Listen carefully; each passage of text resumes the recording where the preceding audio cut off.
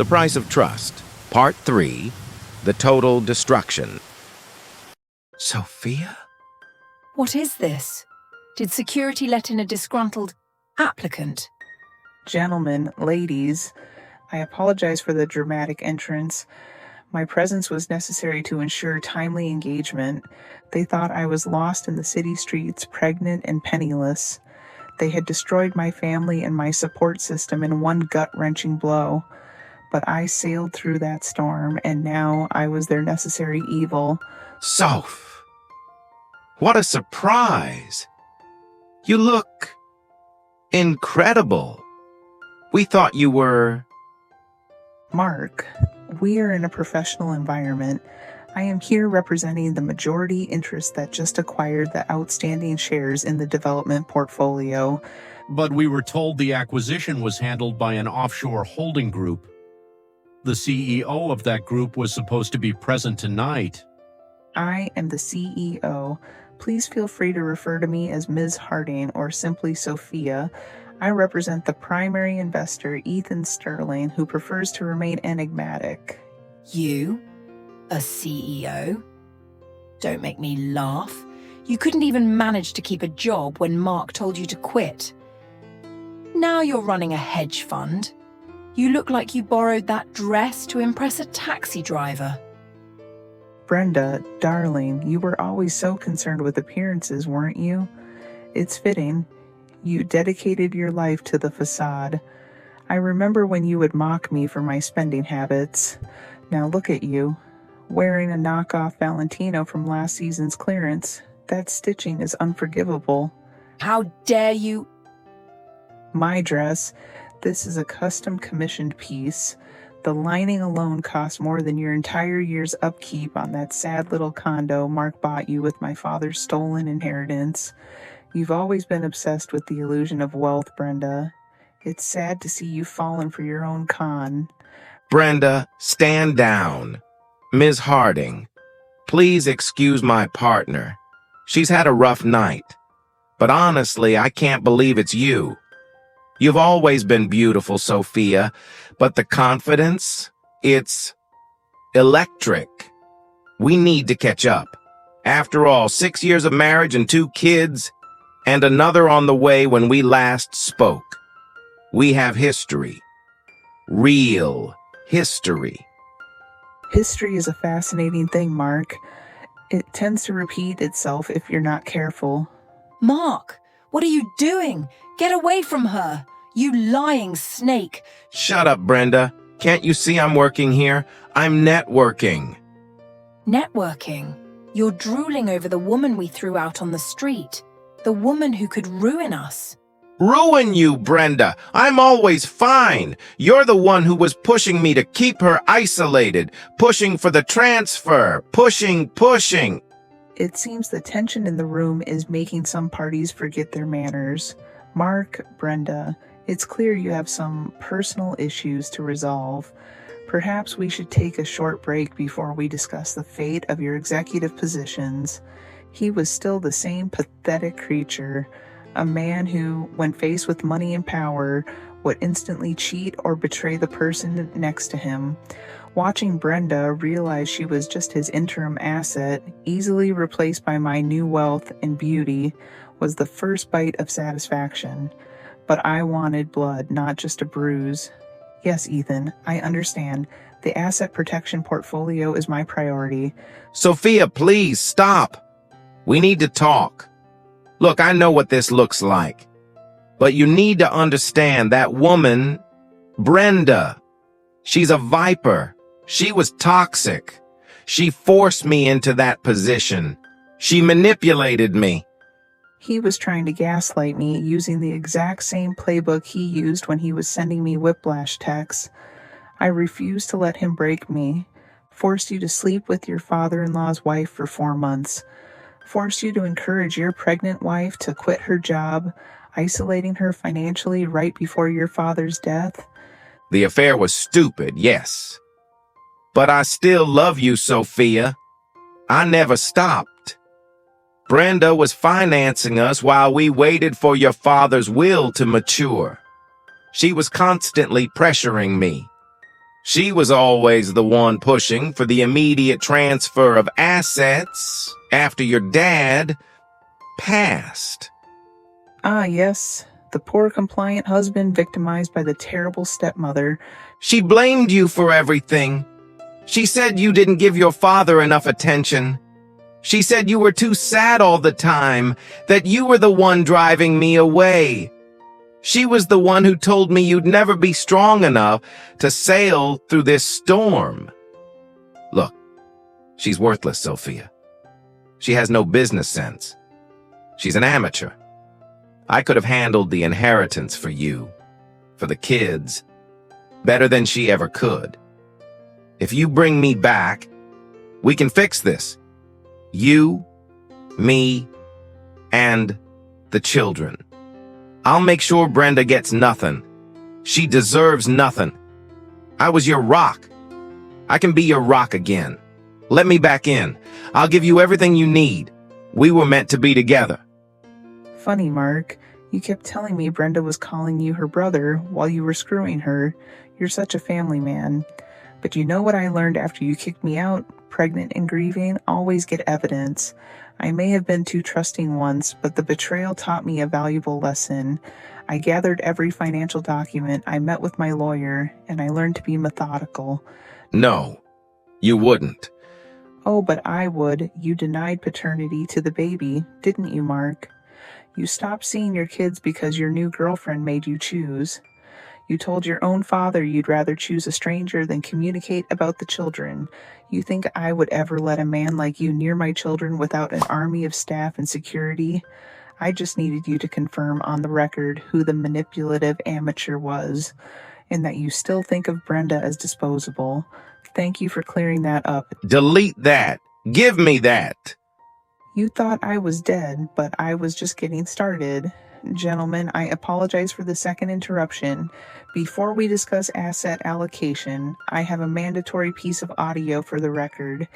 It concerns the integrity of the individuals currently managing these assets, Mr. Mark and Ms. Brenda. Don't you dare, Sophia. I'll call my lawyers. I'll file for an injunction. Where is Mark? We need to vote. What did he say, Sophia? Does he realize what a fraud you are? That woman, Brenda, she's a viper. She was toxic. She forced me into that position. She manipulated me. You lied to me. You told me she was crazy. You said you needed me. The affair was stupid, yes. But I still love you, Sophia. I never stopped. She was constantly pressuring me. She was always the one pushing for the immediate transfer of assets after your dad passed. You worthless, lying cheapskate. You blame me? I gave you everything. I stole it all for you. She's worthless, Sophia. She has no business sense. She's an amateur. I could have handled the inheritance for you. I'll make sure Brenda gets nothing. She deserves nothing. Get away from me, you desperate hag. You threw away your own family for me. You think I'd stay with you after all this? I was waiting for the perfect moment to dump you. I hope you rot in jail. I'll tell the board everything about the shell companies, about the fraud. Gentlemen, ladies, as you can see, the partnership managing your assets is catastrophically compromised, riddled with deceit and mutual destruction. The instability is unacceptable. Consider this project and Mr. Mark and Ms. Brenda's involvement terminated, effective immediately. I didn't need to yell. I didn't need to punch holes in the walls. I just needed to show them exactly who they were and let them destroy each other. They deserved each other, but they certainly wouldn't have each other anymore. You ruined it! You were greedy, Brenda! I could have charmed her. I could have saved us. Saved you. You blamed me for everything, you filthy cockroach. I should have let your father live long enough to expose you. Enough. Ms. Harding, who exactly are you representing? Who is this Ethan Sterling? This is highly irregular. I am the owner. What? What are you talking about? You're the CEO of a holding company. I am the sole controlling shareholder and founder of the holding company. Ethan Sterling is merely a long-term mentor and a brilliant advisor. I own this. Every penny of the outstanding debt Mark and Brenda accumulated while gambling with my father's assets now belongs to me. You don't have the capital. You were penniless. We checked the accounts. Yes, you checked the wrong accounts. You focused entirely on seizing the fluid assets my father left in the primary trust, forcing the hurried sale of his portfolio right after his passing. You neglected to track the funds he placed into high-risk, high-reward ventures years ago, ventures that matured after you declared me indigent and tossed me into the street. Funny how that works out. This isn't just about bad management or adultery, gentlemen. This is about theft. Mark and Brenda, immediately following my father's sudden death, the shock of which was caused by the discovery of your sickening 4-month affair, you conspired to systematically loot his estate.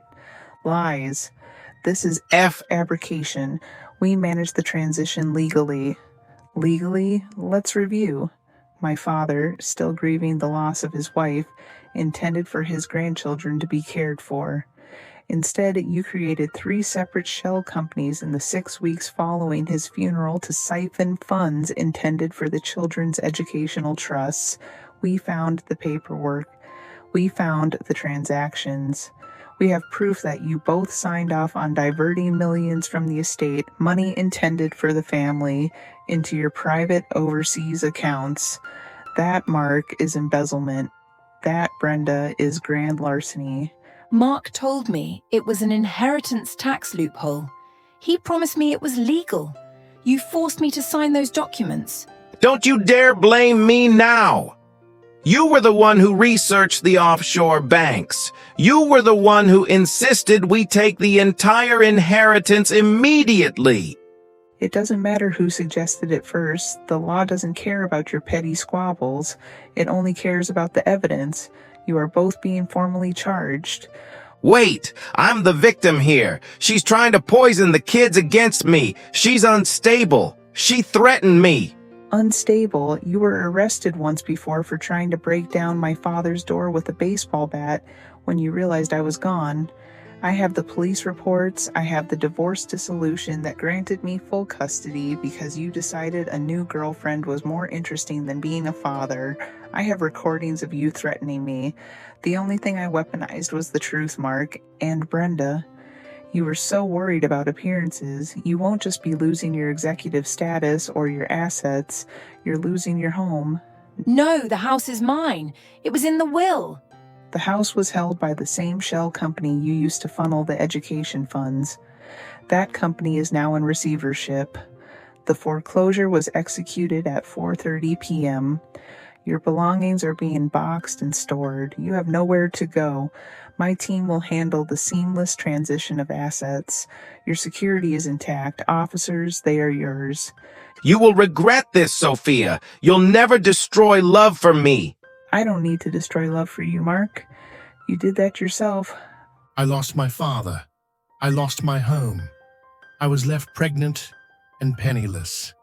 They thought they had destroyed me, but I refused to let Mark win and destroy love for me completely. I sailed through the hardest storm I would ever weather. If not for me, then for my children. It's done. Justice. It's a cold, clean word. It's about rights and laws and order. But revenge? Revenge felt like fire. It felt like the satisfaction of watching the architects of my grief turn that fire on each other. They thought I was motivated by hatred. They thought I spent these years wallowing in sadness over a man who would throw things and make holes in the walls. But they were wrong. Hatred is a cage. This wasn't about vengeance for the sake of pain. This was about finding my footing, proving to my children that you stand up when you are knocked down. I used the betrayal as fuel, yes, but the victory isn't in their downfall. The victory is that I'm here, I'm whole, and I'm ready to embrace a new chapter of healing, self-love, and new beginnings. I got the justice I needed to move on, and I refuse to let the pain of the past destroy my future capacity for kindness, or the kind of true, cherished love my parents had. They lost everything because they were rotten at the core. I won everything because I remembered why I started. I watched security drag them out of the building. Mark was crying, Brenda was screaming, and honestly, I slept like a baby that night. But now I have a question for you. Be honest in the comments. Did I go too far? Should I have shown them mercy for the sake of the family? Or did they deserve even worse punishment? Type Team Sophia if you think I did the right thing, or Team Mercy if you think I was too cruel. Don't forget to like this video and subscribe for more stories of justice served. See you in the next one.